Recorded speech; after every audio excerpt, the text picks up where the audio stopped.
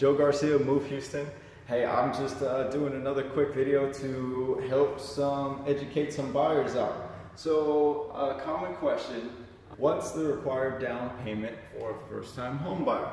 A lot of people ask, can I get down payment assistance? Is there a way that the seller can pay? I heard a friend say that a seller can pay all of my closing costs, and that is true. However, when it comes to down payment, typically a lender is not going to allow a seller to pay for a down payment. The reason why is because they will let them pay for closing costs, but closing costs and your down payment are two separate things. Closing costs are more like fees that are associated with the loan and with the transaction that are just part of the process, really. Now those fees can go to the lender, they can go to the title company, the appraisal, which is just another part of the lender, the surveyor, all types of different ways that fees can be laid out, right? So to answer the question how much you would be required, there is no accurate answer. There are different types of loan types that will determine how much you have to put down.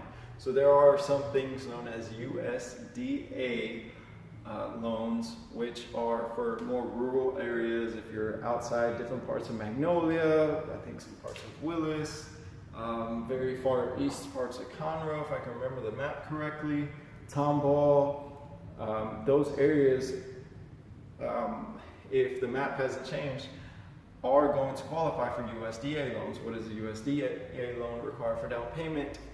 Zero. It requires zero down.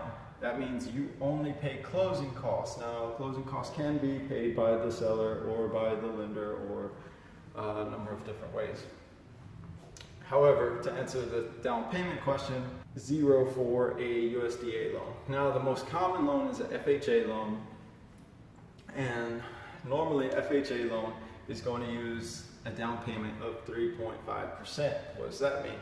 That means that if you were taking a loan on a $100,000 house, 3.5% of that is $3,500.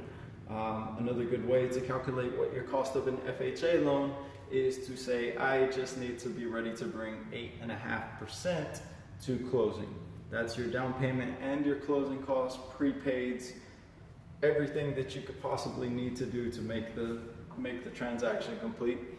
8.5%. Actually, the lender just told me that. I'm very happy because that number actually works out all the time whenever I do my estimates using an app that I use all the time.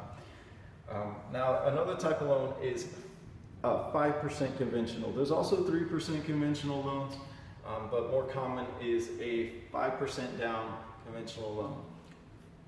Conventional loan is really for people with higher credit scores. There are some benefits when it comes to PMI, which is another mortgage insurance that the mortgage company puts on your loan just in case you would default. They would be covered, not you. You pay for it. The mortgage company is the beneficiary, I guess you could say.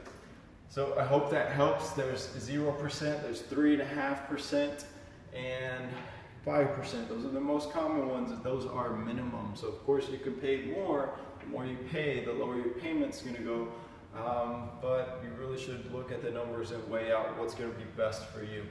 So I hope this helps. As always, give me a call if you need some additional help. 832-703-5686. Have a good one.